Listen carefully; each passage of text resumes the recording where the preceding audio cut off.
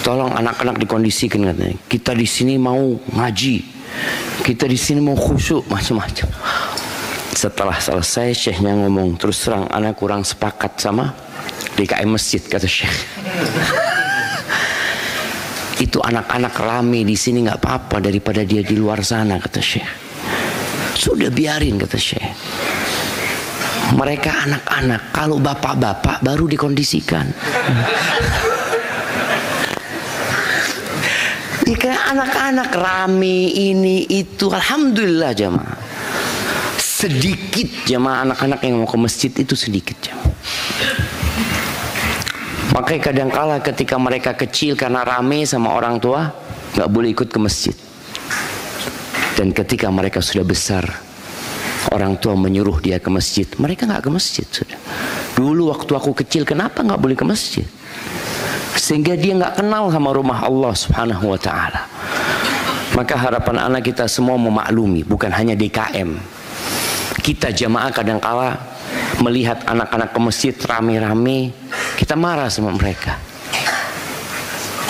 Rasul sallallahu alaihi wasallam jamaah pernah khutbah di atas mimbarnya, melihat Hasan dan Husain masuk masjid dengan pakaian mereka yang keinjek-injek ya, terjatuh-jatuh. Nabi turun dari mimbarnya, dibawa itu anak sama Nabi SAW ke atas mimbar. Tak kuat, kata Nabi SAW ketika melihat kedua anak itu ya.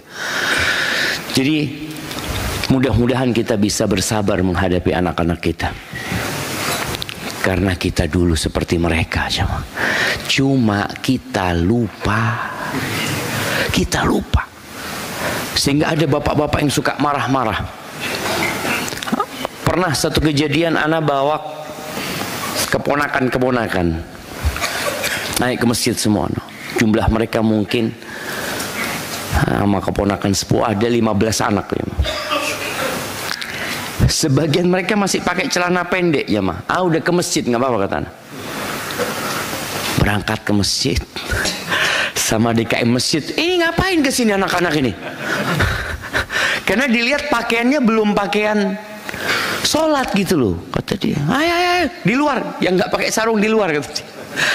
Ya Allah, ya kita nggak bisa ngomong apa-apa kadang-kala, karena memang masih ada orang-orang yang beranggapan ya di masjid itu ya untuk orang-orang yang benar-benar mau khusyuk jamaah. Kita mungkin terganggu sama mereka, tapi tolong bersabar dan tetap fokus ya ma.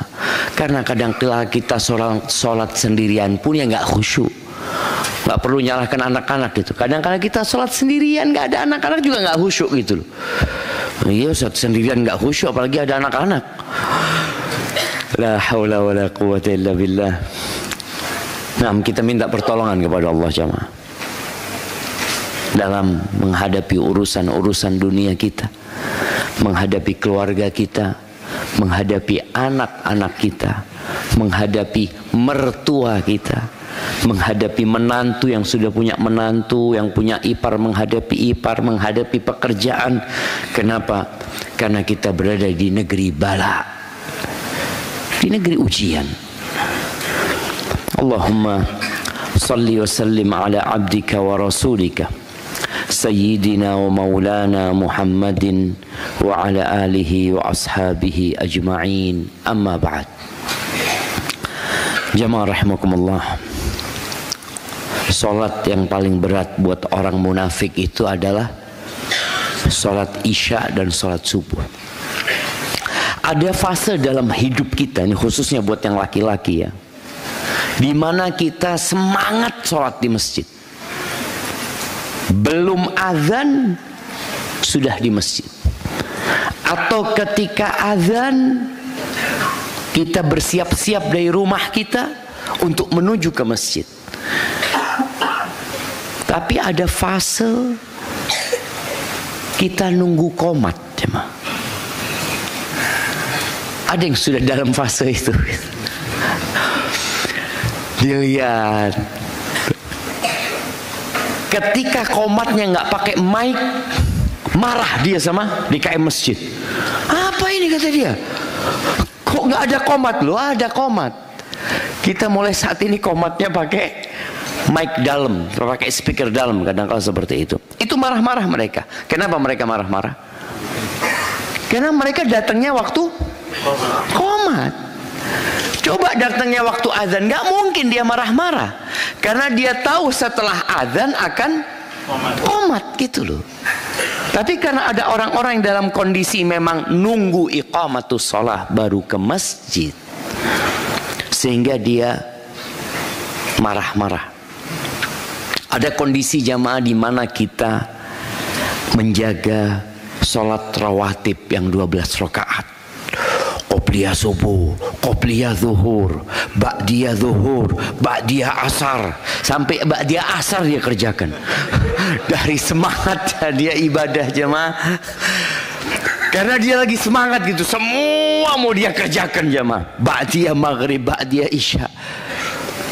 Dan ana pernah merasakan itu. Ana pernah merasakan ya, sampai sholat ba'diyah asar.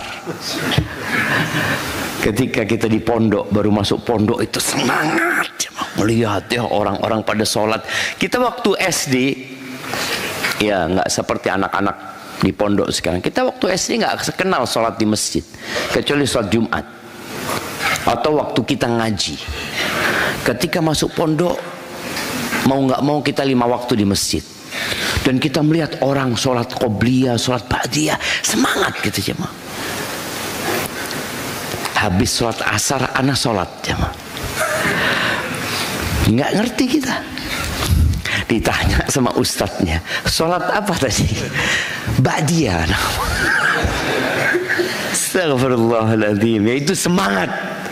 Semangat. Akhirnya kasih penjelasan sama ustadz bahwasanya la sholata ba'dal asri hatta taghrubas syams. Nggak ada sholat sunnah setelah asar sampai matahari tenggelam.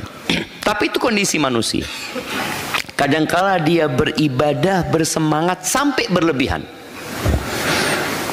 Ingat kisah 3 sahabat yang datang ke rumah istri-istri Nabi Sallallahu Alaihi Wasallam untuk menanyakan bagaimana ibadahnya Rasulullah SAW. Mereka tahu ketika Nabi SAW beribadah di luar, ketika beliau menjadi imam. Tapi kan ada banyak ibadah yang tidak tampak.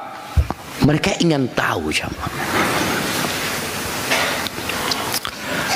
Lalu mendapatkan informasi yang valid dari istri-istri Nabi SAW bahwa Nabi SAW di malam hari ya tidur beliau, nanti baru sholat.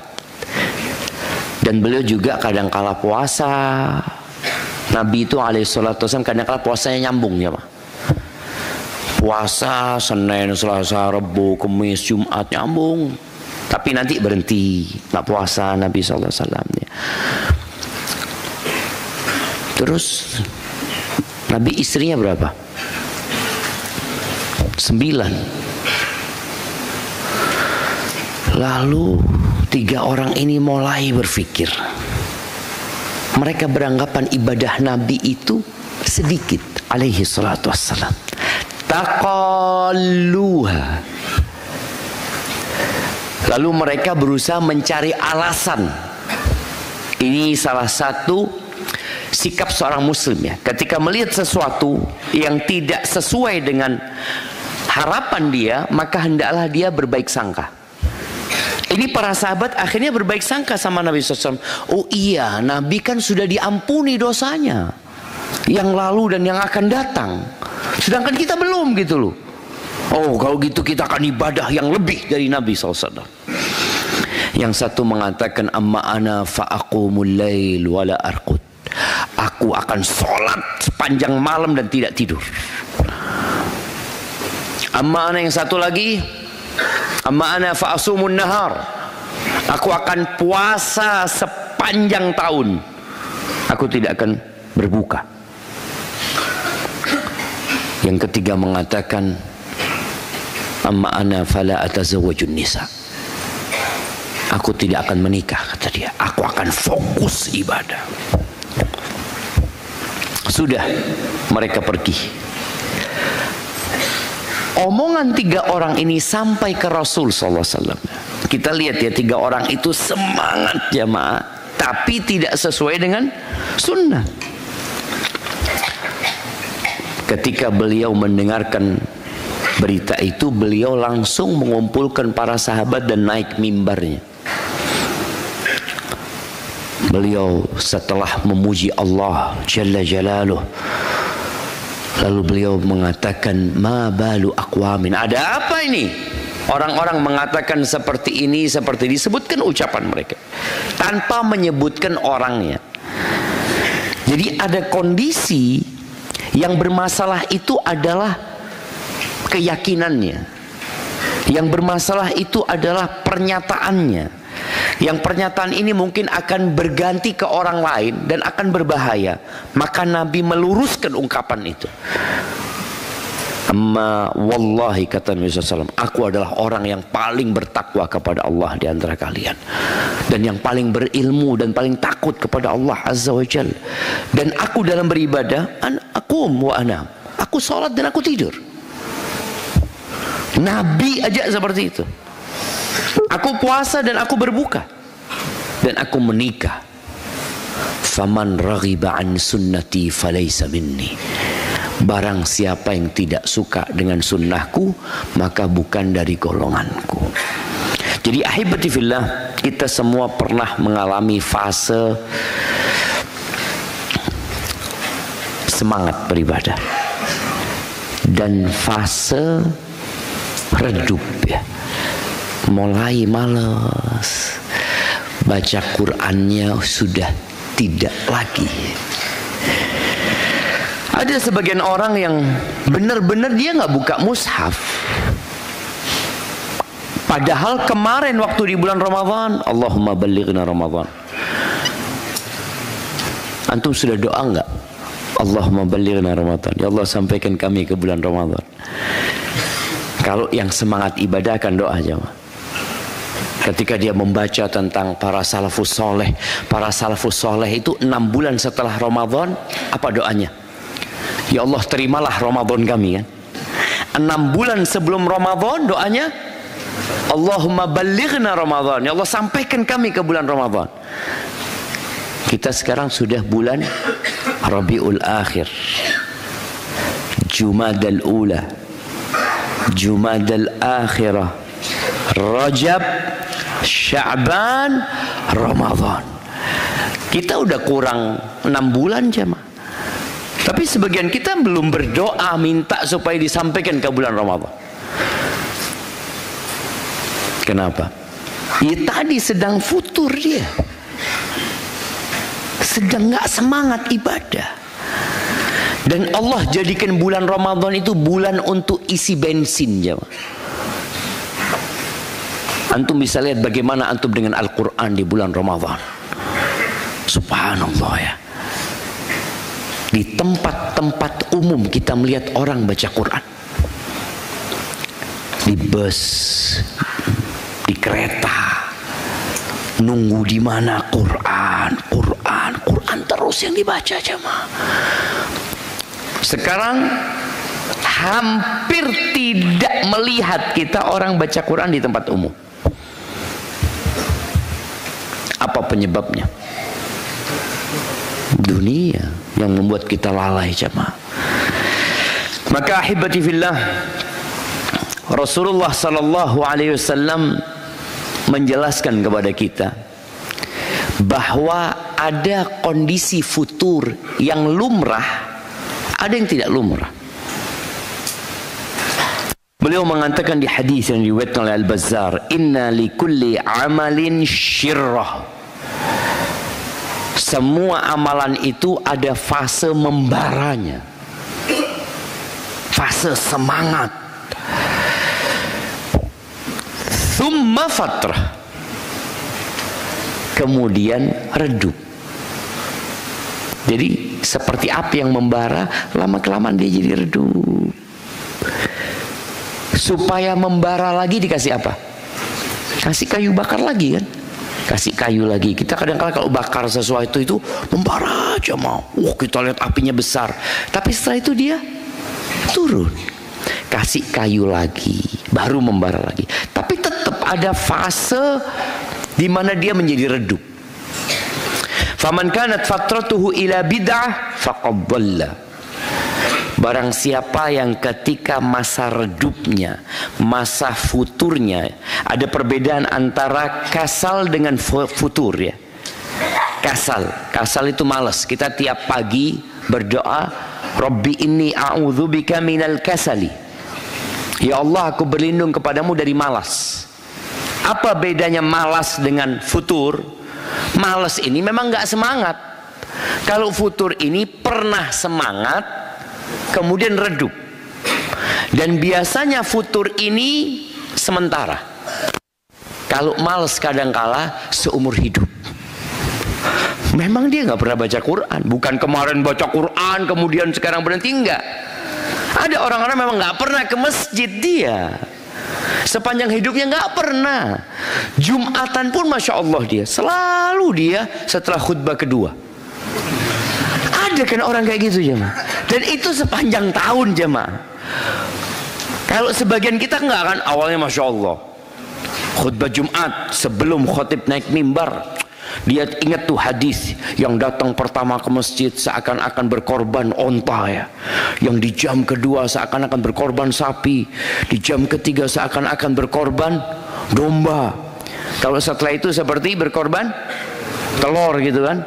Ketika khotib naik mimbar, malaikat tutup tuh bukunya. Ini kepingin dapat onta terus ya mah. Setelah itu turun, nggak apa-apalah sapi gitu dia. Setelah itu turun, nggak apa-apalah kambing.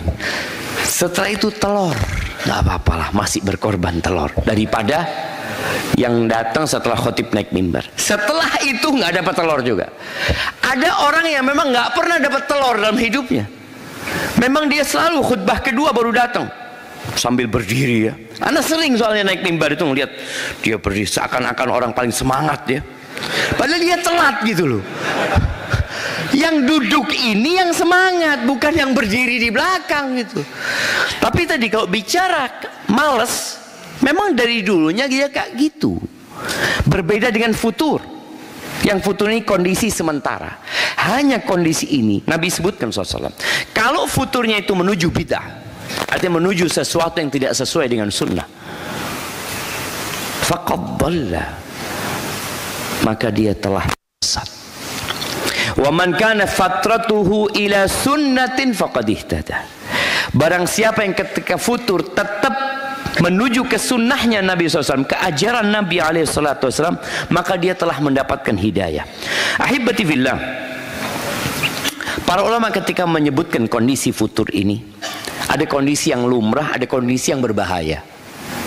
Kondisi yang lumrah itu ya semua orang mengalami futur, semua mengalami futur. Kita semua mengalami hal itu. Kita tidak pernah meninggalkan zikir pagi, bahkan semangat kita mau menyelesaikan, tapi ada kondisi kita tidak meninggalkan hal itu, tidak mengamalkan hal tersebut. Jadi kalau futurnya itu tidak sampai ke yang haram, maka aman. Artinya futurnya itu cuma anak terus terang Ustaz, sekarang ini kondisinya memang sedang lemah imannya, karena iman itu memang naik turun ya.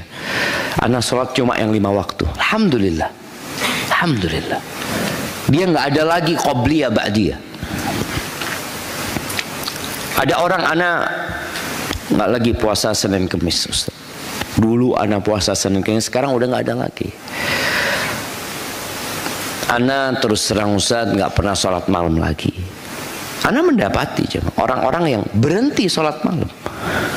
Ketika memang dalam kondisi futur, orang ini masih alhamdulillah. Kalau yang wajibnya masih terjaga, maka dia kondisi yang aman. Kata Ibnul Qayyim rahimahullahu ta'ala, takhallulul fatarat lissalikin amrun la budda minhu.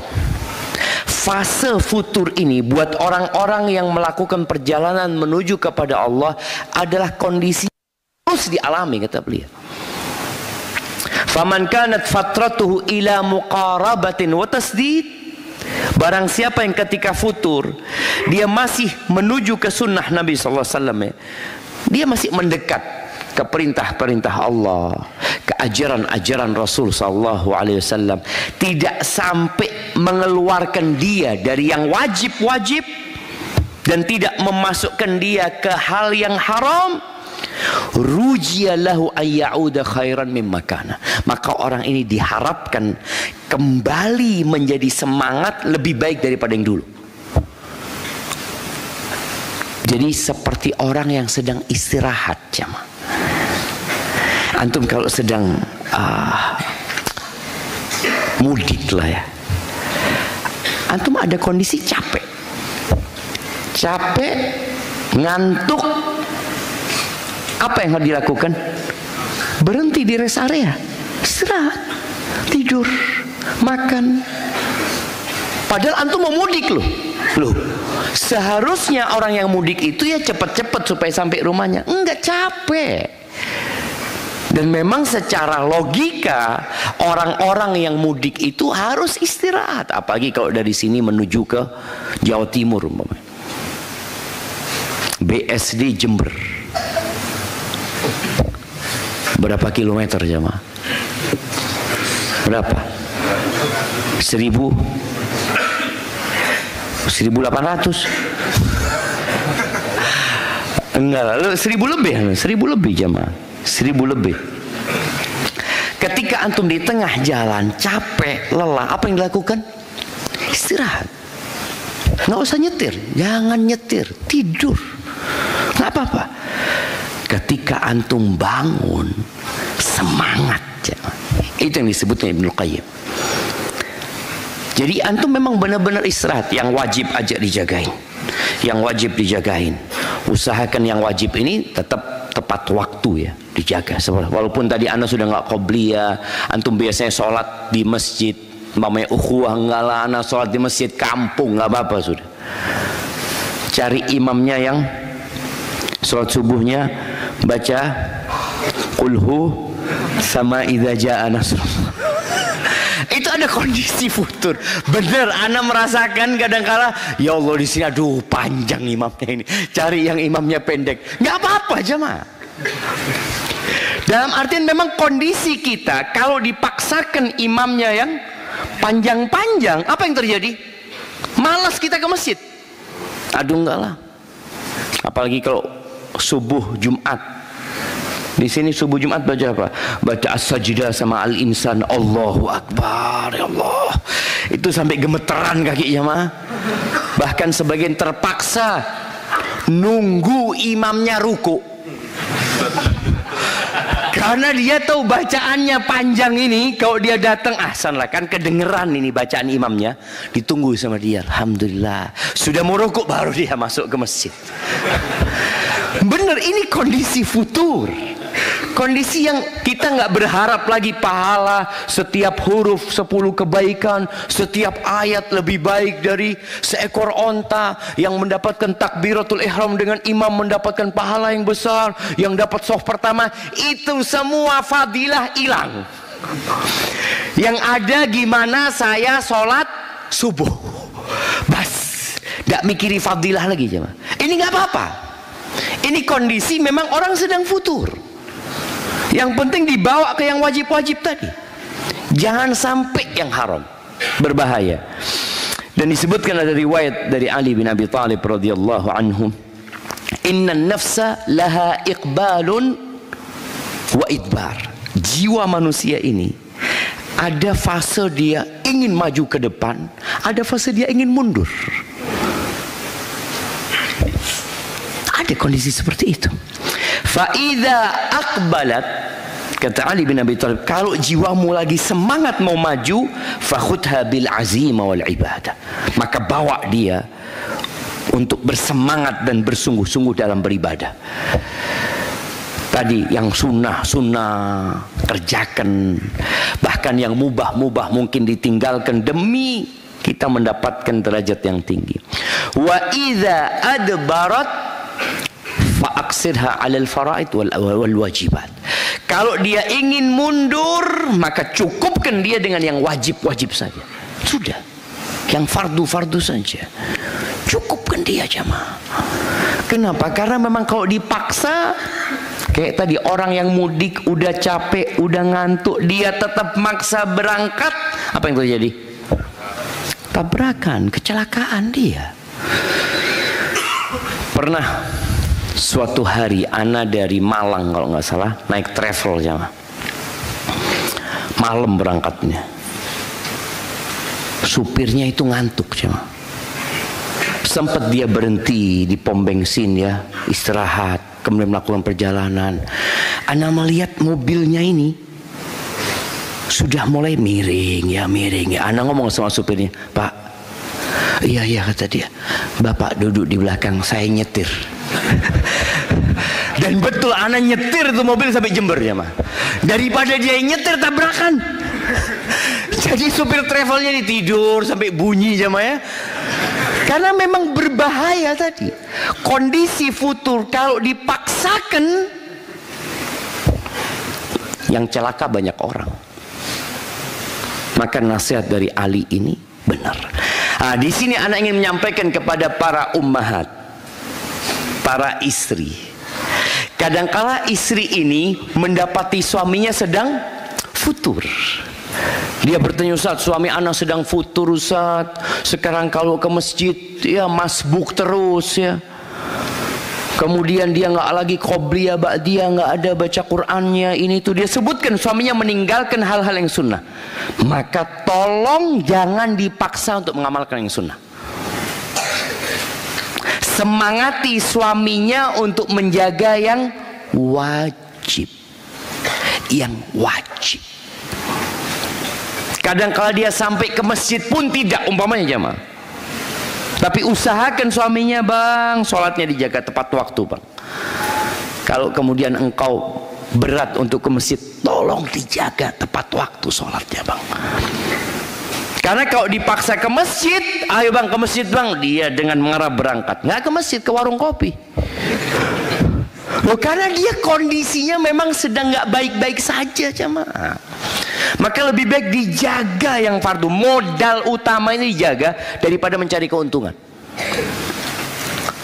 Dan ini ya tadi buat para emak-emak yang kondisinya sedang seperti itu, juga para suami perlu menjaga yang wajib-wajib. Kadang-kala suaminya semangat beribadah, tanya sama istrinya, "Dek, kalau nggak sholat duha, ayo sholat duha." Akhirnya dia sholat duha tanpa wudhu. Karena untuk menyenangkan suaminya, dia ini sedang males, sedang benar-benar futur. Maka tolong dijaga yang wajib-wajib saja seperti itu. Yang biasanya mungkin dia puasa Senin Kemis kemudian dia nggak puasa, udah nggak apa-apa. Mama dia, "Bang, aku nggak puasa," nggak apa-apa, nggak usah puasa, biar aku yang puasa, seperti itu. Tapi tolong siapkan sahurnya gitu loh. Dengan cara seperti ini, insya Allah kita akan kembali semangat. Kadang-kala ada mama yang puasa sama antum, ikut sahur dia, ikut sahur bersama antum. Nanti zuhur WA antum, "Afwan, ana makan karena lapar," kata dia. Orang puasa lapar lah, orang puasa kenyang, udah biarin. Artinya dia memang sebenarnya nggak ingin puasa sunnah, tapi suaminya ngajak, dia jadi nggak enak. Di tengah jalan putus, nggak apa-apa, sudah nggak apa-apa, karena itu puasa sunnah jemaah. Jangan dipaksain. Ada kondisi futur yang berbahaya.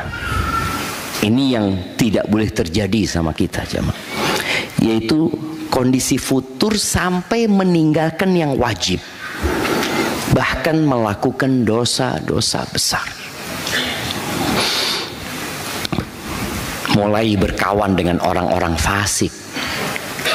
Dulu yang dia tinggalkan kawan-kawan buruk itu, sekarang dia berkawan lagi. Dan ini berbahaya, dengan kondisi hatinya bisa menjadi keras jamaah. Dia mulai menyimak syubuhat-syubuhat, mulai mencari rukhsah. Di dispensasi dalam permasalahan-permasalahan. Oh, kan ada ulama yang membolehkan. Mulai dia seperti itu jamaah. Padahal dulunya dia nggak kayak gitu. Yang seperti ini harus segera diselamatkan.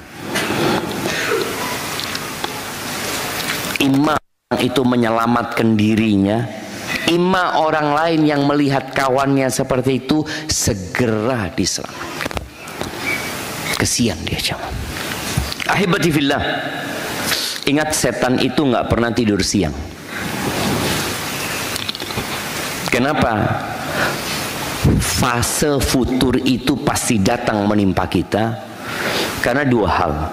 Yang pertama, jiwa manusia itu memang suka santai. Secara jiwa kita, jiwa suka memerintahkan kepada keburukan. Dia nggak mau yang berat-berat, jiwa manusia. Makanya kita dipaksa untuk memaksa jiwa kita. Kondisi yang kedua, kondisi syaitan. Yang dia telah bersumpah kepada Allah Azza wa Jalla untuk menyesatkan semua manusia.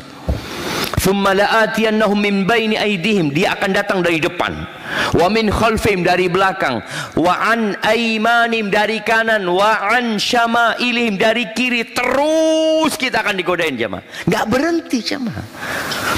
Jadi maju kena, mundur kena, ke kanan kena, ke kiri kena. Dia nungguin kita. Dia tungguin kapan kita ada celah, dia masuk. Dan syaitan mengatakan wala tajidu aktsarahum syakirin. Dan engkau ya Allah akan mendapatkan kebanyakan hamba-hambamu itu tidak pandai bersyukur. Dan sepertinya itu terjadi. Karena Allah mengatakan wa qalilun min ibadiyasy syakur, sedikit dari hamba-hambaku yang bersyukur. Ahibati fillah, kalau bicara apa yang menyebabkan orang itu futur, ada beberapa faktor jemaah. Yang pertama, faktor agama. Faktor agama ini ada orang yang ketika dia hijrah, ketika dia mulai istiqamah, dia itu nggak ngaji dengan benar. Dia nggak datang kajian, dia tidak mempelajari tentang tauhid, dia tidak mengkaji tafsir Al-Quran yang merupakan kitab hidayah. Kemudian dia berlebih-lebihan. Ada orang yang berlebih-lebihan dalam beragama. Orang yang berlebih-lebihan dalam beragama ini akhirnya nanti sampai titik nggak mampu dia. Karena memang agama ini mudah gitu loh. Jangan sampai kita mengharamkan yang mubah. Main bola boleh nggak? Ini orang ketika hijrah nggak mau main bola. Padahal itu hobi dia. Dia hobi main bola. Ketika dia hijrah enggak. Sudah. Nggak ada gunanya main bola. Masya Allah. Yang nggak ada gunanya main bola apa nonton bola? Nonton bola. Main bola ada gunanya jemaah, tapi nonton apa manfaatnya? Ya mungkin seneng lah Ustaz, seneng. Jadi anak terus terang kalau habis main bola itu Ustaz, gula darah anak turun. Habis nonton bola, gula darah anak turun Ustaz, kolesterol turun katanya. Karena fulusnya habis. Ya adek nonton bola boleh, mubah ya, mubah. Tapi jangan terlalu banyak gitu loh. Main bola, oh boleh. Jadi ketika antum hijrah, antum suka main bola, ya silahkan main bola. Silahkan main bola. Kenapa? Kalau antum menentang sesuatu yang antum sukai dan itu dalam agama diperbolehkan, nanti antum capek. Dan dikhawatirkan di tengah jalan antum tinggalkan. Maka tolong jangan berlebih-lebihan dalam beragama. Jangan mengharamkan yang mubah. Tapi paling tidak kita mengurangi yang mubah, jangan terlalu banyak ya seperti itu. Kemudian jangan mewajibkan yang sunnah. Sunnah ya tetap hukumnya itu kalau dilakukan kita dapat pahala, kalau ditinggalkan kita merugi. Tapi jangan sampai diwajibkan. Yang sunnah tetap sunnah, yang wajib tetap wajib, yang haram tetap haram, yang mubah tetap mubah. Yang makruh, ada sesuatu yang makruh dalam agama kita. Jangan yang makruh antum haramkan juga. Ini pentingnya, ketika seorang hijrah, maka tolong dia berusaha tetap di atas track, di atas jalurnya nih Syama. Kenapa? Kalau antum semangat awal itu, oke, nggak apa-apa. Antum yang mubah antum tinggalkan nggak ada masalah, karena lagi semangat gitu. Yang sunnah antum kerjakan terus, bahkan meyakini aku harus melakukan ini. Tapi ketika semangat antum luntur, habis. Antum akan kelelahan. Ingat agama kita, kata Nabi SAW, inna hadzal din yusr. Sesungguhnya agama ini mudah. Maka sering Anda sampaikan, seorang muslim itu beragama yang biasa-biasa saja. Agama ini nggak usah ditambahin, nggak usah dikurangin. Udah seperti yang diamalkan Nabi SAW bersama para sahabatnya. Baik, yang kedua ada faktor jiwa. Ada orang yang kadang-kala depresi, sama. Ada orang yang kena was-was, yang akhirnya antum kadang-kala melihat ya, ada orang sholat sampai berulang kali takbirnya, Allahu Akbar, Allah. Pas imamnya ruku langsung khusyuk, Allahu Akbar. Dia bisa khusyuk. Jadi selama imamnya baca Al-Fatihah, baca surat, dia itu Allahu Akbar berulang kali. Kita lihat ada seperti itu jemaah. Pas imamnya ruku, Allahu Akbar, karena dia kehilangan satu rakaat kalau tetap was-was sih jemaah. Ada yang seperti itu. Ada yang kena was-was ketika wudhu. Dia benar-benar udah sempurna belum tadi ya? Wudhu lagi dia, wudhu lagi. Ini berbahaya. Dan setan itu ketika melihat orang beragama, artinya dia dulunya nggak kenal agama, terus dia hijrah, dia menjalankan agama ini.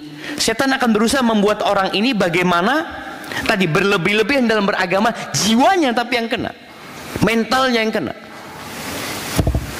Ketika bermuamalah sama orang, jual beli sama orang, kemudian dia lihat orang ini ngasih kembalian sama ana dari uang riba apa enggak ya? Nggak seperti itu dalam beragama. Maka hati-hati dengan jiwa kita, dengan was-was yang suka menimpa. Akhirnya kadang-kala dia kecapean, capek orang yang was-was itu. Kemudian yang ketiga ada masalah sosial ya. Masalah sosial ini seperti bujangan jomblo yang ingin nikah, kemudian nggak nikah-nikah atau dilarang sama orang tuanya. Akhirnya yang istiqomah jadi nyeleweng dia jemaah. Dulu anak punya kawan di Medina, orangnya baik jemaah, bahkan dia banyak memotivasi anak. Dia setiap liburan izin sama orang tuanya untuk nikah jemaah. Ayah, aku mau nikah ya, kata dia. Oh, nunggu lulus. Sekarang kuliah, fokus belajar. Hati-hati loh orang tua. Boleh jadi ini anak yang istiqomah gara-gara dilarang, padahal dia mampu dan orang tuanya punya kemampuan. Maka Syekh Ibn Utsaimin rahimahullah ta'ala menyebutkan, orang tua yang punya kemampuan menikahkan anaknya, nikahkan anaknya. Apalagi di zaman seperti sekarang. Sampai Anda dapat potongan video jemaah ya. Potongan video di mana ada beberapa pemuda di Arab itu ketika bapaknya lagi duduk, dia bawa TV jemaah. TV-nya dia bawa. Dia tunjukkan ke ayahnya ceramahnya Syekh Utsaimin. Zawiju, nikahkan anak-anak kalian. Betul jemaah. Dia tuh kok sampai fase sudah nggak jemaah. Puasa. Udah nggak kuat puasa. Udah sampai lemes. Tapi tetap godaan itu ada. Maka tolong nikah. Dan antum pun ketika mampu menikah tapi punya cita-cita yang belum tercapai, karena juga ada seorang anak Yang anak kasih nasihat, antum segera nikah. Ustadz, anak ini pernah dapat nasihat dari abah anak, Ustadz. Abahnya udah meninggal dunia. Kata abahnya, abah itu dikasih nasihat sama ibunya. Ini kita lihat ya, bagaimana wejangan dari orang-orang kuno. Kata nenek ana sama abah ana, nak jangan nikah kecuali punya rumah. Ini ayah mau mempraktekkan kepada anaknya. Ayahnya cepat punya rumah. Ini anak nggak punya rumah terus sampai umurnya bertambah. Gimana? Maka anak kasih tahu dia, udah antum nikah, sampaikan kepada calon mertua antum, anak kepingin punya rumah bareng sama istri anak. Artinya nanti mungkin istri anak yang mendesain rumah tersebut. Walaupun kapan bangun rumahnya, wallahu a'lam. Gitu kan? Tapi paling nggak dia sudah punya seperti itu. Jangan jamaah. Ini menyebabkan orang akhirnya futur. Ini buat orang tua, tolong anaknya yang sudah sampai fase dia mau menikah, tolong nikahkan kalau dia punya kemampuan. Dan anak-anak tadi yang memang antum ingin menikah dan sudah punya kemampuan, artinya kemampu untuk memberikan nafkah, rumah bisa ngontrak, nggak harus punya mobil, nggak harus punya kendaraan. Yang penting antum bisa memberikan nafkah kepada istri antum. Siapa yang menerima anak menantu jadi menantu kalau anak nggak punya pekerjaan yang banyak fulusnya, Ustaz? Banyak orang soleh jemaah, banyak mertua-mertua yang siap menerima anak-anak yang soleh walaupun dia nggak mampu gitu loh. Nah, kemudian perempuan yang jadi janda itu kadang-kadang jadi masalah, dia jadi futur jemaah, jadi futur. Karena dulu ada suaminya yang memberikan nafkah kepada dia. Sekarang dia harus cari nafkah sendiri. Kemudian ada suaminya yang menjaga kehormatan dirinya. Gak ada lagi gitu. Maka kalau ada janda, tolong dikasihani. Ada orang yang mengatakan as-sa'i 'alal armalati wal miskin, orang yang berusaha untuk mencukupi kehidupan janda dan orang miskin itu seperti mujahid fi sabilillah. Betul. Oh, berarti di mana kalau dinikahin, Ustaz? Kalau dinikahin nggak jadi janda. Kalau dinikahin kan nggak jadi janda jemaah. Ini kata Nabi SAW, merawat, memberikan nafkah ya, apa ya? Mengkondisikan janda itu seperti mujahid fi sabilillah. Tapi kalau antum nikahi, hilang jandanya. Jadi tolong kita berusaha. Tadi ada masalah-masalah sosial yang memang harus diselesaikan jemaah. Kemudian masalah lingkungan juga, masalah lingkungan. Jadi kita pun harus tahu diri. Ketika antum masih semangat berada di lingkungan yang buruk, antum kuat jemaah. Tapi pas antum di masa futur, lingkungan yang nggak mendukung, habis antum. Awal memang antum semangat, nggak apa-apa Ustaz, anak di situ nggak ada masalah. Anak dulu punya kawan, masya Allah. Dia cerita waktu pulang pondok, anak ini kumpulnya sama anak-anak yang nggak bener. Ya anak ingin ngasih nasihat ya, di pinggir jalan, nongkrong pinggir jalan. Memang di satu fase dia kuat jemaah. Setelah setahun 2 tahun anak tanya, gimana Fulan? Habis Fulan, kayak teman-temannya sudah. Maka kita harus menjauh, mencari lingkungan yang lebih baik dan kondusif. Kemudian ahibati fillah, di antara masalah yang membuat orang jadi futur juga adalah masalah ekonomi. Ketika Covid kemarin, ada salah satu ikhwan itu sampai mau bunuh diri sama. Ini cerita kawannya. Dia punya istri 2 dengan ekonomi yang hancur lebur jamaah. Dia punya tanggung jawab jamaah, nggak bisa ngasih nafkah jamaah. Bisa bayangin? Karena semua orang di rumah, mau kerja kemana gitu jamaah. Dan anak sendiri merasakan Covid itu benar-benar nggak ada fulus gitu loh, fulus maafi. Sampai anak utang sama istri anak, nggak ada. Anak mau kasih nafkah, utang ngambil dari istri anak balikin ke istri anak. Ya mau gimana memang? Benar-benar kondisinya. Ada masalah ekonomi tadi yang membuat orang akhirnya futur dia. Awal hijrah semangat, nggak ada masalah dia. Semua kerjaan dia kerjaan, nggak punya fulus, nggak apa-apa dia. Tapi ketika futur, kok dilihat kok belum selesai masalah ekonomi ini. Dia mulai berpikir seperti dahulu lagi. Makanya di antara yang perlu dikasihani adalah ghaniyun qad iftaqar. Orang kaya yang jatuh miskin. Kalau orang miskin dari dulu, ya aman jemaah. Memang dia kondisinya, saya dari dulu kayak gini memang Ustaz. Kadang-kala makan 2 kali sehari. Ya, pagi sama malam. Kadang-kala makan sekali, biasa. Tapi kalau yang biasa makan 7 kali sehari, kemudian makan sekali dia. Kan ada orang yang makan pagi, subuh makan.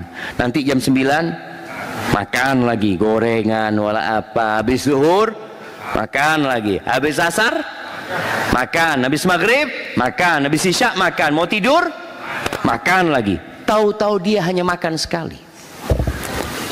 Orang yang biasa pakai mobil pribadi tahu-tahu harus naik mobil umum. Orang yang biasa pakai jam yang mahal tahu-tahu nggak ada jamnya, handphonenya ada. Ini masalah ekonomi memang menjadi penyebab orang itu futur. Makanya kita tiap hari disuruh berdoa, Allahumma inni as'aluka ilman nafi'an wa rizqan thayyiban. Minta rizki kita jemaah. Hidup butuh biaya. Selama antum hidup, kalau mati selesai. Kita butuh baik, kita minta tiap hari. Baru minta wa amalan mutaqabbala. Ahibati fillah, apa solusi dari futur ini? Kalau bicara sebabnya antum sudah tahu, insya Allah antum sudah bisa meraba apa solusinya. Yang pertama adalah berdoa, memohon kepada Allah Azza wa Jalla dengan ikhlas agar Allah menjaga kondisi kita jemaah. Baca doa ya muqallibal qulub tsabbit qalbi ala dinik. Dulu waktu awal hijrah kita baca terus jemaah. Setelah merasa sudah istiqomah, kita nggak baca lagi, baca terus. Rasulullah SAW membaca jemaah. Terus baca doa orang-orang yang berilmu. Orang tuh semakin berilmu semakin takut sama Allah. Yang di surat Ali Imran ayat 8 ya. Doa mereka apa? Rabbana la tuzigh qulubana ba'da idh hadaitana wahab lana min ladunka rahmah innaka antal wahhab. Baca jemaah. Wahai Rabb kami, jangan palingkan hati kami setelah Engkau memberikan hidayah kepada kami. Jangan sampai kita menyimpang setelah dikasih hidayah sama Allah Subhanahu wa taala. Dan berikan kepada kami dari sisimu rahmat, sesungguhnya Engkau Maha pemberi anugerah ya. Kemudian yang kedua, belajar agama.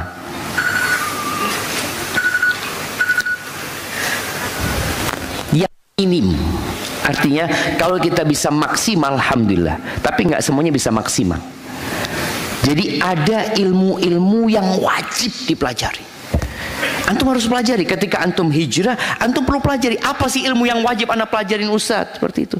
Yang menyebabkan kita terhindar dari syubhat, terhindar dari was-was, terhindar dari bisikan-bisikan setan. Pelajari ilmu tersebut. Jadi ada kajian yang wajib kita hadiri jemaah. Walaupun kita tahu sebenarnya ya kan ana sudah belajar tentang rukun Islam, rukun iman, ihsan. Iya, tapi ada ilmu-ilmu lain yang antum harus kaji. Tolong penuhin ilmu tersebut. Kemudian yang ketiga, cari kawan yang baik. Kawan yang ketika kita futur, dia pegangin kita jawab. Ada yang nelpon kita kalau kita nggak hadir kajian. Nah, maka ini ana tidak akan lanjutkan kajian sampai antum kenal dengan yang di kanan dan di kiri antum. Fadhal antum kenalan dulu.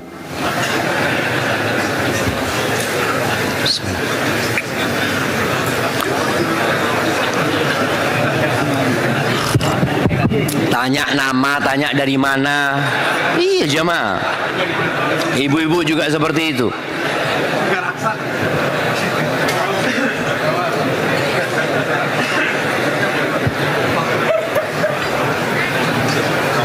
Ini mindahin mobil dulu sebentar. Sambil menunggu kenalan, mohon izin, pemilik mobil Nissan B1113JVD. Sekali lagi, mobil Nissan B1113JVD, mohon dipindahkan kendaraannya karena menghalangi orang jualan di tempat tersebut. Gimana? Menghalangi apa?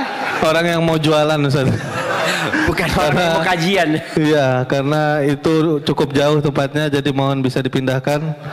Karena sempat udah nangis juga satu ibunya. Jazakumullah khairan wa barakallahu fikum. Masya Allah, barakallahu fikum. Itu biasanya lagi semangat ya, Mak. Anda melihat ya, teman-teman yang lagi semangat beribadah sampai pagernya rumah orang dia tutup, apa pokoknya dia mau ibadah, mau dapat soft pertama umpamanya, padahal dia menyusahkan orang lain. Maka tolong tadi cari kawan yang baik, dan kalau bisa kawan antum yang antum kenal di sini itu menjadi kawan untuk selanjutnya jamaah. Antum minta nomor handphonenya nanti setelah kajian, ketika ada kajian lagi mungkin bisa saling mengingatkan. Tanya, antum datang nggak? Orang itu kalau diingatkan jamaah sadar. Tapi kalau kita nggak ada yang ngingetin, apalagi kita hijrah di rumah sendirian, ayah bunda kita belum hijrah ya, kemudian keluarga kita belum, kita sendirian. Ketika kita futur, mereka suka. Oh lihat kan, memang kok berlebih-lebihan dalam beragama, kata dia. Udah biasa-biasa aja. Biasa-biasa aja, maksudnya kadang-kala sholat, kadang-kala nggak sholat gitu. Auzubillah. Enggak, jadi tadi kita perlu kawan yang selalu mengingatkan kita. Kemudian hindari lingkungan. Yang keempat, menghindari lingkungan yang dapat merusak. Apalagi kondisi tempat kerja kita jemaah kadang-kala tidak mendukung kita untuk istiqamah. Ada seorang yang ketika Ramadan dia cerita, Ustaz, dia kerja di sebuah instansi, dia ngomong, semua teman sekantor ana Ustaz nggak ada yang puasa, tapi ngadakan buka bersama. Iya, kata dia. Jadi kan di kantor itu ada acara buka bersama, mereka ngadain Ustaz. Jadi Anda jadi bingung ya, seperti itu. Itu lingkungan yang dapat merusak ya. Kemudian ketika yang kelima, ketika ada satu masalah, segera selesaikan. Tadi masalah kejiwaan antum, was-was umpamanya ya. Kalau ada masalah-masalah ekonomi, antum segeralah terus berdoa memohon kepada Allah supaya masalah ini tidak membesar. Dan antum terus memohon agar dikuatkan keimanannya. Kemudian yang keenam, kadangkala antum perlu datang ke orang-orang yang berilmu jemaah untuk minta nasihat. Sampaikan kondisi antum. Tadi yang ana sampaikan, ikhwan yang mau bunuh diri itu benar-benar mau bunuh diri jemaah. Istrinya telepon seorang ustaz. Akhirnya ustaz itu datang ke rumahnya. Dia sedang proses ingin bunuh diri jemaah. Subhanallah jemaah. Maka tadi kita kondisi memang kadang-kala sudah kalap, nggak tahu dia jemaah solusinya apa. Maka kita perlu punya kawan-kawan yang ustadz ya, ustadz yang bisa memberikan nasihat kepada kita. Antum kalau cari ustadz, jangan cari ustadz yang terkenal. Setahun sekali belum tentu ketemu antum sama dia. Iya, tapi ada ustadz di sebuah masjid, ya, ada imam masjid, ada ustadz di pondok pesantren. Udah, antum datang ke mereka. Tiap pekan, tiap bulan antum datang untuk rezeki, datang ke ustadz seperti itu, sambil minta nasihat kepada ustadz. Terus terang perlu dekat sama orang berilmu, jangan perlu dekat. Kemudian yang ketujuh, berusaha untuk menguatkan iman kita dengan menjalankan amalan-amalan yang menguatkan iman itu. Di antaranya adalah mentadabburi Al-Quran Al-Azim, baca Al-Quran dan tadabburi. Antum punya wirid baca Quran, Walaupun cuma 1 ayat, tapi tiap hari antum baca. Kemudian bertafakur di ciptaan Allah Subhanahu wa taala ya. Di malam hari sekali-kali antum keluar ke tempat yang lapang jemaah. Duduk di sana. Antum lihat itu langit. Allah mengatakan inna fi khalqis samawati wal ard ikhtilafil laili wan nahar la ayatil liulil albab. Itu ada tanda-tanda kebesaran Allah di sana. Maka berusaha kita untuk meninggalkan handphone kita sekali-kali, meninggalkan rumah kita, berangkat ke tempat di situ kita tadabbur. Kemudian tujuan hidup harus selalu diingat ya. Yang terakhir, meminta pertolongan kepada Allah dan meminta perlindungan dari syaitan rajim. Ketika bisikan-bisikan itu datang, katakan a'udzubillahi minasyaitonir rajim, a'udzubillahi minasyaiton. Terus jamaah. Semoga dengan itu Allah benar-benar menyelamatkan kita. Sebagai penutup ada sebuah hadis sebelum kita masuk ke sesi tanya jawab. Hadis yang diriwayatkan Imam Tabrani. Nabi SAW mengatakan, ma min abdin mu'minin, tidak ada satupun hamba yang beriman illa walahu dzambun, melainkan dia punya dosa. Melainkan dia punya dosa. Ini sebuah kodrat manusia, dia itu berbuat dosa coba. Tidak ada satupun hamba yang beriman kecuali dia berbuat dosa. Ya'taduhul faina ba'dal faina. Ada yang dia kerjakan, dia berhenti, nanti dia kerjakan lagi ya.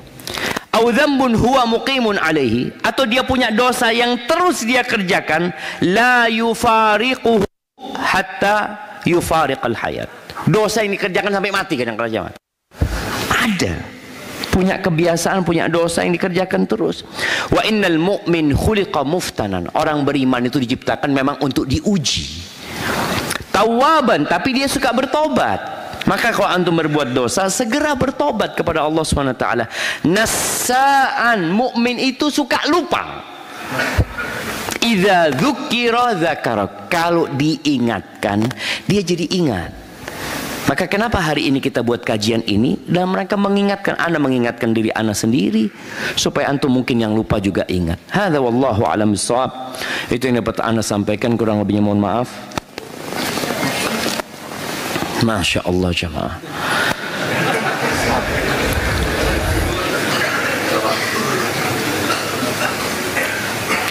Bismillah Ustaz.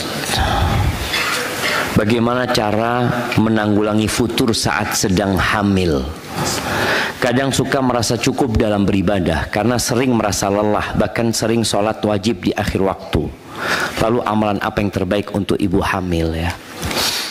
Ya, yang pertama, hendaklah engkau memandang kehamilan ini anugerah. Orang kalau sudah memandang kehamilannya itu musibah, kan ada orang, ya Allah hamil lagi, ya Allah. Dari awal dia sudah kecewa dengan hamil itu. Jangan. Ketika dari awal dia melihat ini sebuah anugerah Allah Azza wa Jal. Di saat banyak orang-orang yang tidak bisa hamil, dia hamil. Kemudian yang kedua, ada harapan anak yang dalam kandungannya itu menjadi anak-anak soleh yang berjuang, yang nanti pahalanya akan berlanjut ke ibunya. Itu membuat ibu jadi semangat karena dia mengharap. Tapi kalau dia memandang suaminya sebagai laki-laki yang zalim, ini gara-gara engkau ini.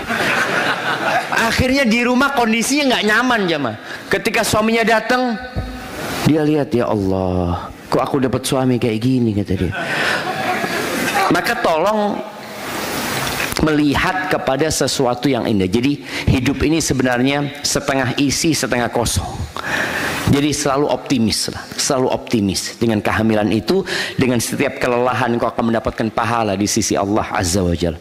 Kemudian kalau bicara amalan apa yang perlu dilakukan oleh ibu hamil yang sedang futur ini, perbanyak istighfar. Perbanyak sudah istighfar. Kemudian ada bisikan-bisikan buruk tadi kita sampaikan, baca a'udzubillahi minasyaitonir rajim.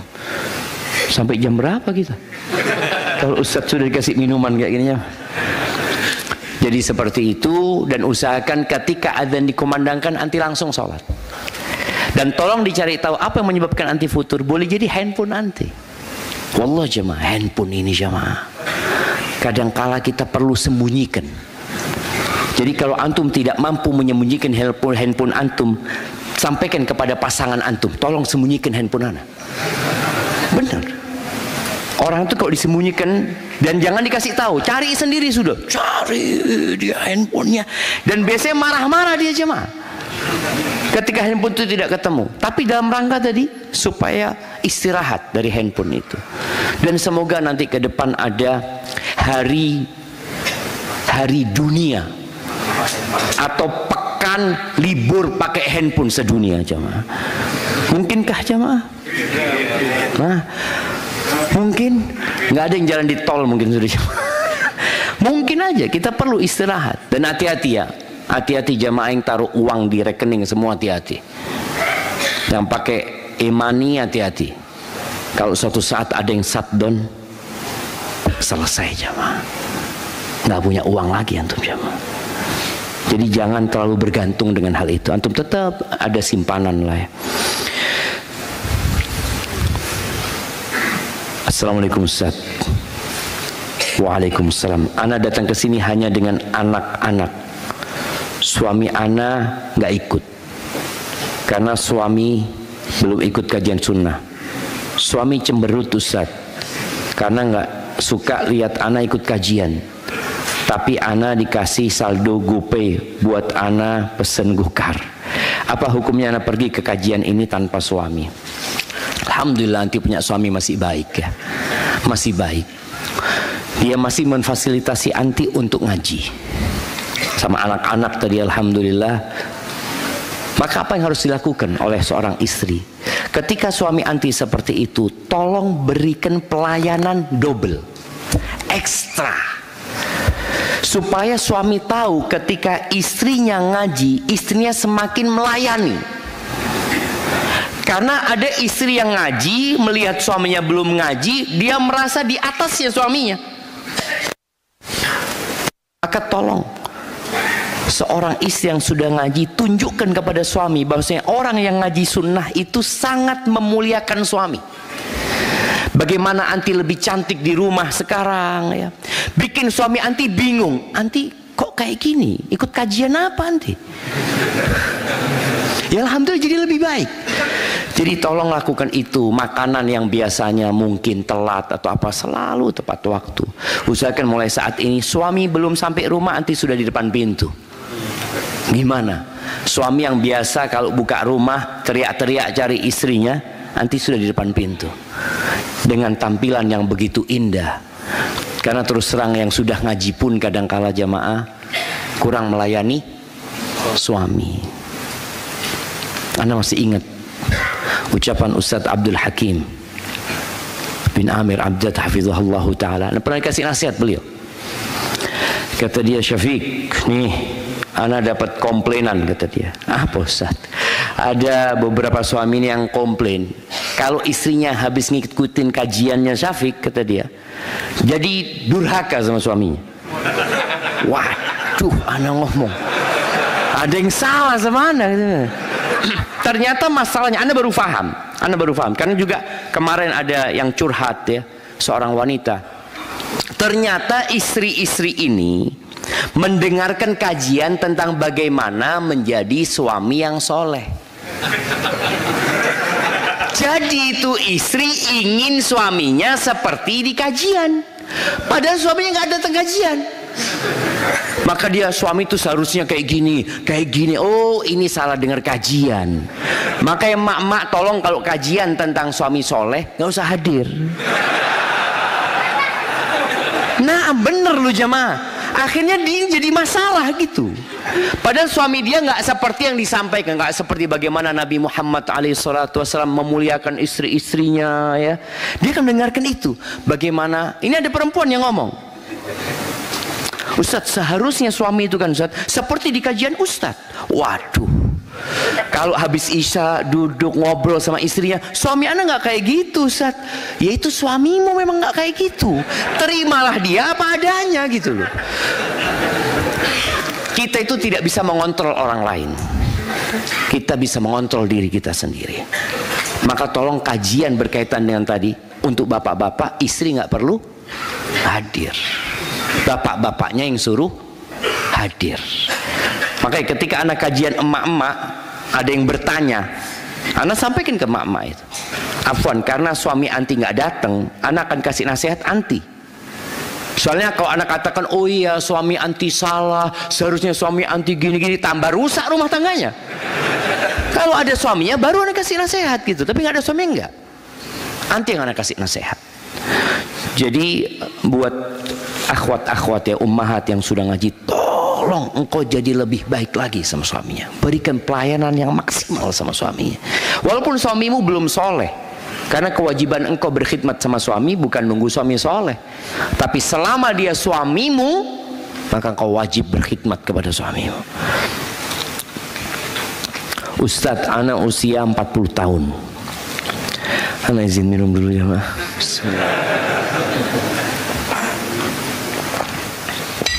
Alhamdulillah. Punya anak 2. Suami pingin tambah anak 1 lagi. Di usia saat ini terus terang kondisi anak kalau nambah 1 lagi sepertinya repot. Dan dari segi fisik anak kurang fit seperti dulu. Sehingga anak keberatan kalau nambah anak. Selain itu suami anak itu egois Ustadz, kurang terlibat dalam mendidik anak. Apa hukumnya Ustadz dengan sikap anak ini?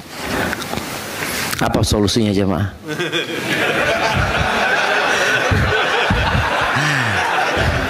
Alhamdulillah suami ibu nggak tambah istri, tambah anak.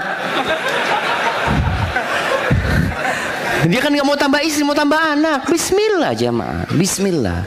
Jadi pertama tadi, ketika istri masih umur 40 tahun, masih umur 40 tahun, Khadijah radhiyallahu taala anha nikah dengan Nabi alaihi salatu wassalam. Umur 40 tahun, dalam pendapat yang masyhur, punya anak 6. Maka anti ini jangan nambah 1, suami bilang sama suami 3 bang. Bismillah. Tapi kalau dari awal sudah pesimis, ini itu berat jadinya jemaah. Jadi masalahnya itu di pikiran. Tapi ketika suami mau nambah anak, siap bang.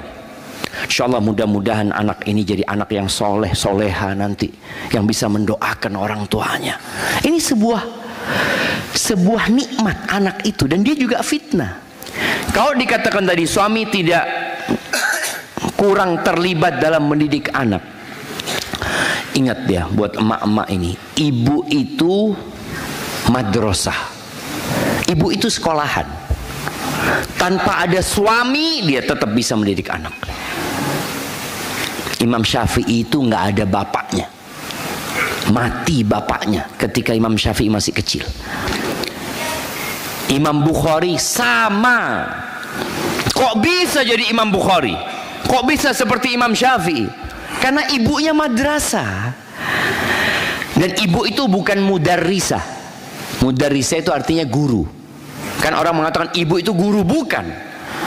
Kalau guru dia akan capek, lelah, kemudian dia pergi. Ada guru yang resign. Ada guru yang resign, ada capek didik anak. Tapi kalau madrasah nggak ada madrasah. Sekolahan resign. Gimana sekolahan resign? Sekolahan tutup, iya gitu loh. Maka tolong ibu ketika suaminya tidak terlibat, nggak ada urusan. Pahalanya biar diborong ibu semuanya. Suami laksanakan tugasnya. Kalau ada hak-hak ibu yang tidak diberikan suami, ibu minta sama Allah Subhanahu wa taala. Nah, anak kasih nasihat kepada bapak-bapak nih. Bapak-bapak yang jadi suami, yang jadi bapak, yang ingin nambah anak, tolong muliakan istrinya. Apalagi di umur yang sudah 40 tahun mungkin perlu perhatian khusus. Dan kita juga perlu merayu istri kita. Soalnya kalau ya dirayu, dikasih hadiah, ini loh aku kasih hadiah emas 2 on, insya Allah punya anak umpamanya, insya Allah dia mau punya anaknya seperti itu. Tapi kalau dikasih ayam 2 on, suruh masak berarti. Oh ini bagaimana sikap kita sebagai seorang suami menyikapi sikap istri yang selalu khawatir tentang dunia.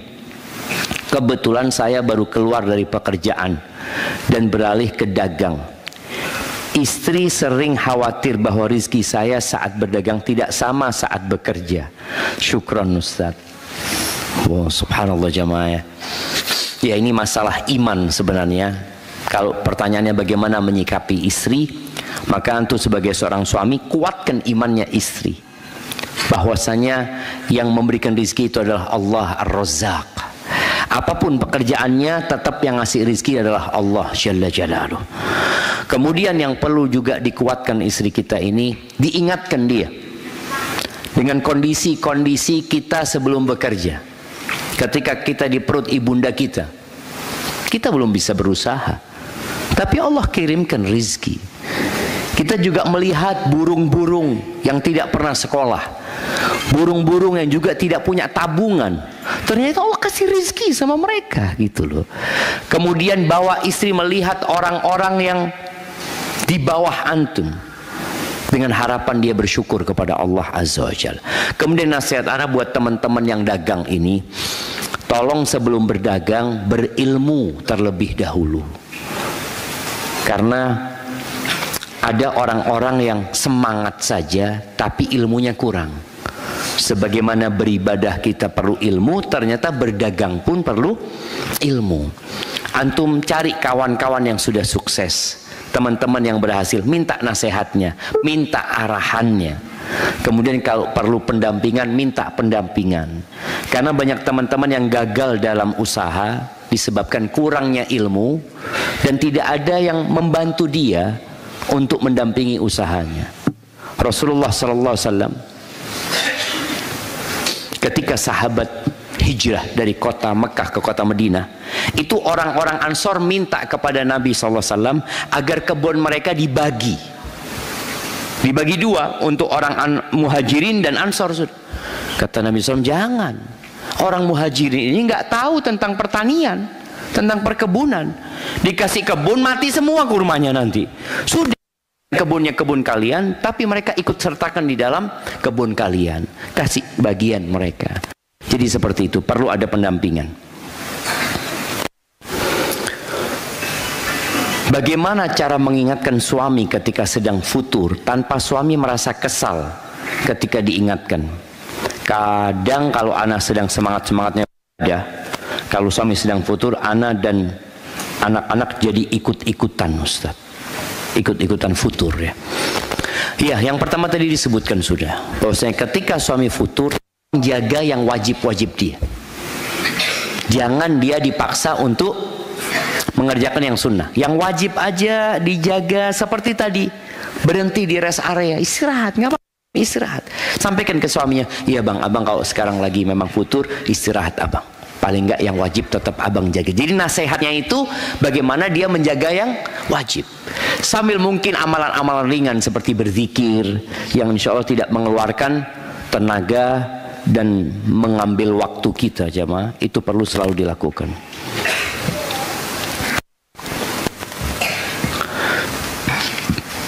Nah, jamaah,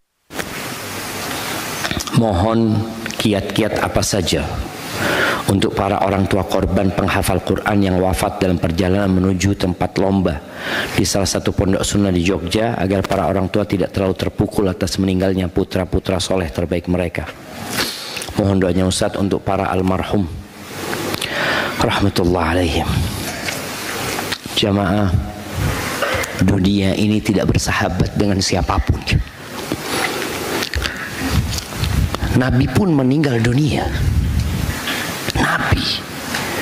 Nabi pun ada yang dibunuh, jemaah.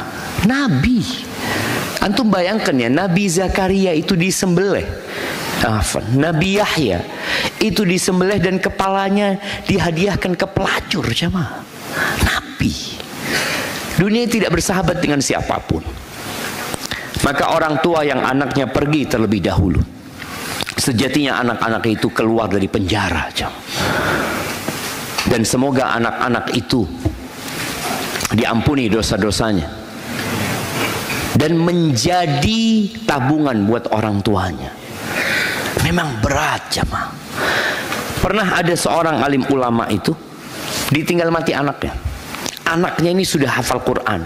Anaknya ini sudah hafal banyak hadis Nabi SAW. Ketika anaknya meninggal, bapaknya nggak terlalu sedih, jemaah. Ditanya sama sahibnya, kok nggak terpukul, katanya, anakmu meninggal. Iya, kayaknya aku yang berharap itu, kata dia. Loh, kok bisa? Aku memang berharap ada anakku yang jadi tabungan buat aku. Aku berharap ada anakku yang jadi pemberi syafaat buat aku nantinya. Dan anaknya meninggal, jemaah. Subhanallah. Maka orang tua ketika mendapatkan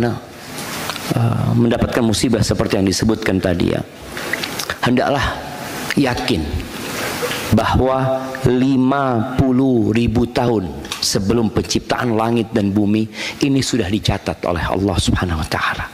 Dan alhamdulillah anak-anak itu meninggal dunia dalam kondisi sedang ingin mengagungkan Al-Quran Al-Azim.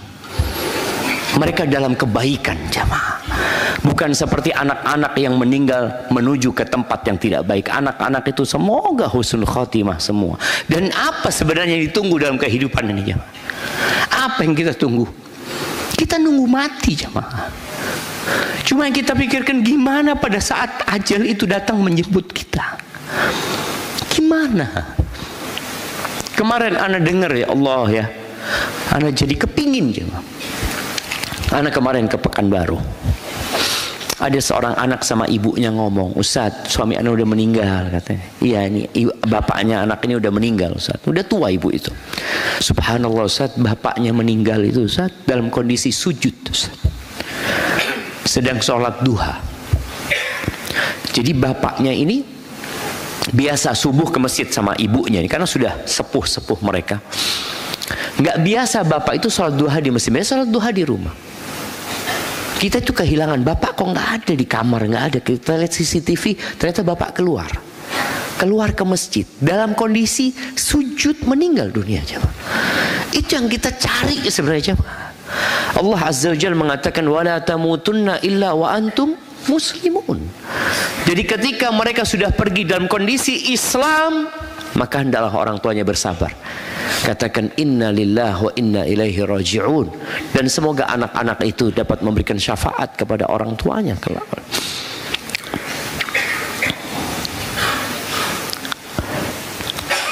Ketika saya berjualan dan kondisi berjualannya ramai sekali, sehingga pernah lalai meninggalkan salah satu sholat 5 fardu. Apa yang harus dilakukan? Mohon nasihatnya. Ya, antum harus bertobat kepada Allah Azza wa Jalla. Apakah sholat itu perlu diqadha? Memang ada khilaf di antara para ulama. Apakah sholat yang ditinggalkan dengan sengaja bisa diqadha atau tidak? Jumhur ulama berpendapat diqadha. Bertobatlah kepada Allah Azza wa Jalla kalau memang harus diganti-ganti sholatnya. Tapi ketahuilah, sholat yang dilakukan di luar waktu itu tanpa ada alasan, seperti yang Allah katakan, fawailul lil musallin alladzina hum an salatihim sahun. Maka bertobatlah, perbanyak amalan sunnah, perbanyak sholat sunnah, semoga Allah mengampuni dosanya. Karena meninggalkan sholat ini dosa besar, ya.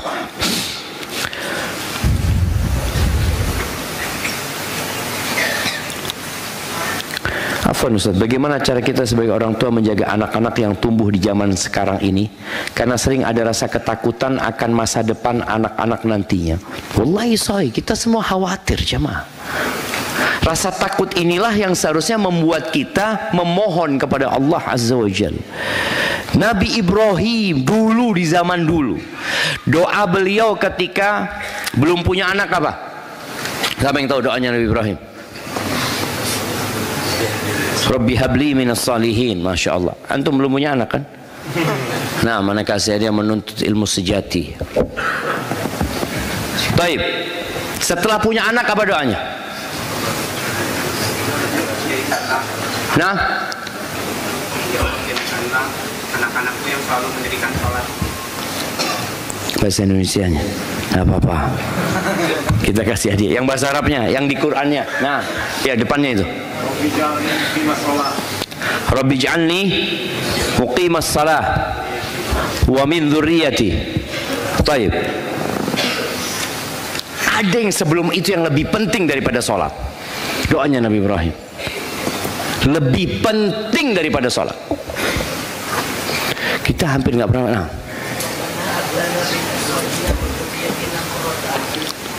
Itu bukan doanya Nabi Ibrahim, tapi nggak apa, kita kasih hadiah. Nah, Rabbana bukan buat anaknya, nggak apa-apa, nak kasih hadiah antum, apa. Tapi hadiahnya buat muslim, antum kasih istri antum. Nah, jauhkanlah anak itu dari menyembah berhala.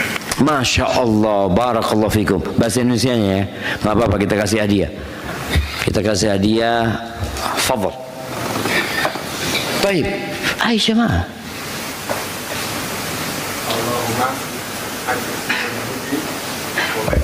Wajnubni wa baniya an na'budal asnam. Itu jamaah apa?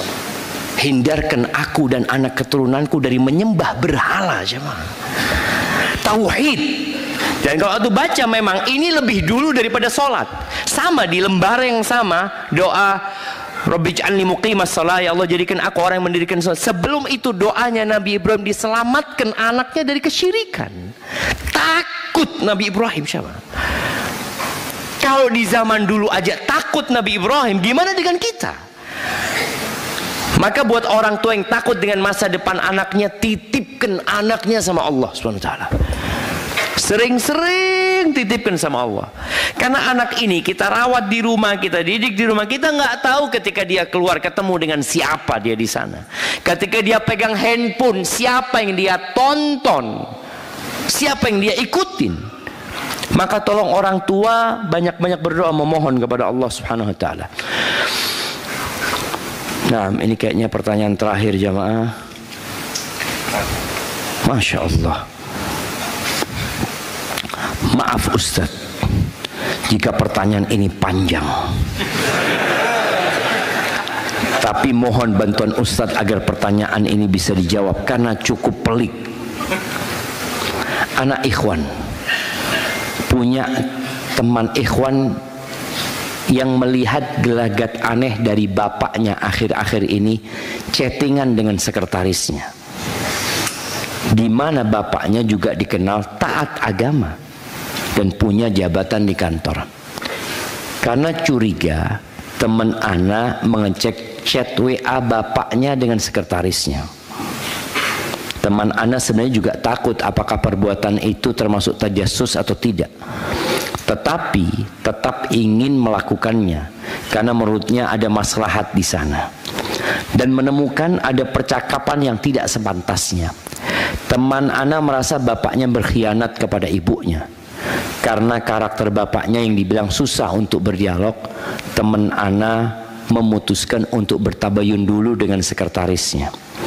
Dari tabayun tersebut, sekretarisnya ternyata masih muda dan mengaku merasa risih dengan chat bapak teman ana, tapi bingung bagaimana merespon karena posisinya yang masih baru sementara bapaknya memiliki jabatan yang dibilang tinggi di kantor. Maka dari itulah sekretarisnya juga merespon hal yang tidak sepatutnya dilakukan juga. Sekretarisnya tidak berniat lebih dari bekerja secara profesional dan ingin hal itu berhenti. Yang bikin heran, bapaknya dia selalu ingatkan zikir pagi petang dengan bahasa yang halus, hal yang tidak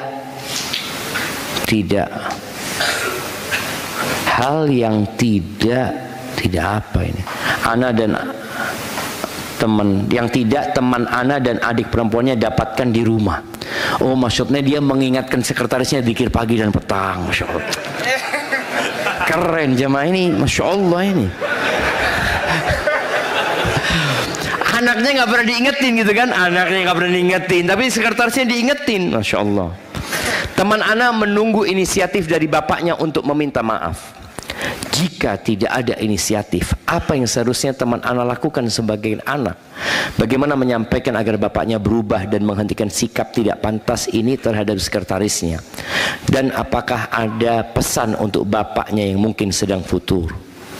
Sebelumnya teman Ana juga berpesan ke sekretaris jika bapaknya menanyakan hal tabayun ini ke dia, tolong bilang untuk bertanya saja ke teman Ana langsung sebagai anaknya. Kebetulan bapaknya tahu kalau teman anak-anak tabayun dengan sekretarisnya. Yang pertama,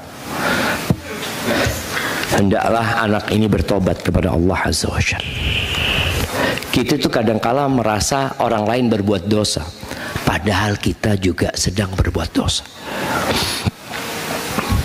Tajassus, buka handphonenya orang, ya, itu nggak boleh. Kita itu boleh mengingkari kemungkaran yang memang kita lihat, atau kita mendengar, umpamanya di sebuah rumah.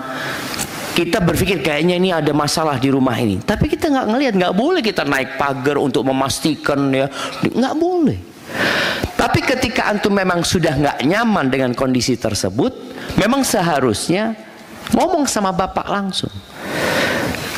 Memberikan nasihat ke bapak, tidak harus berbicara tentang kasus itu, jemaah.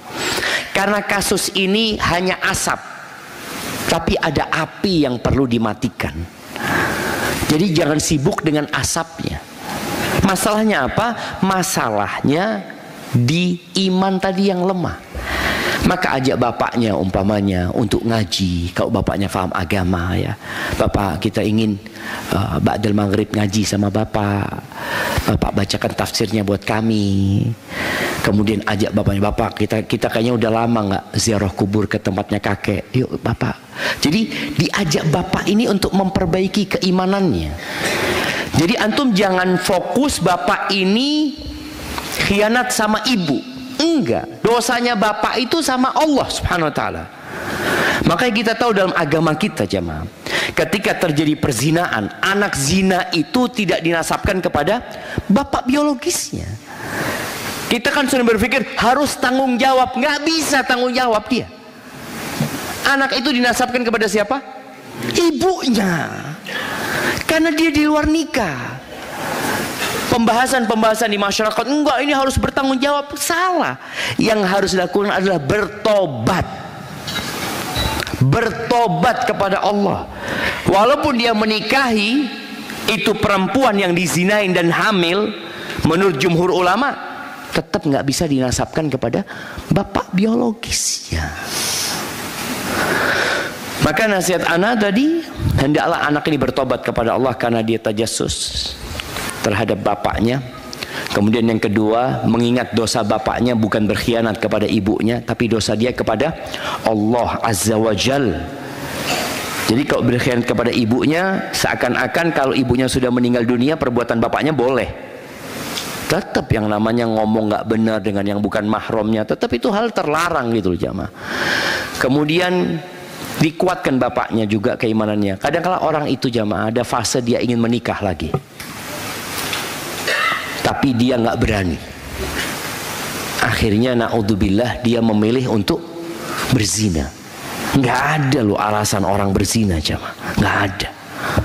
Sedangkan Allah sudah membolehkan. Maka tolong kuatkan iman bapaknya.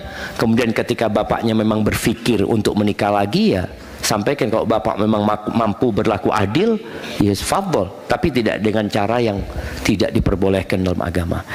Hadza wallahu a'lam bissawab. Itu yang dapat Anda sampaikan, jamaah. Kurang lebih mohon maaf. Yang benar dari Allah Subhanahu wa taala, yang salah dari diri Anda pribadi. Allah dan Rasul yang terbebaskan dari kesalahan itu. Subhanakallahumma bihamdika asyhadu an la ilaha illa anta astaghfiruka wa atubu ilaik. Assalamualaikum warahmatullahi wabarakatuh.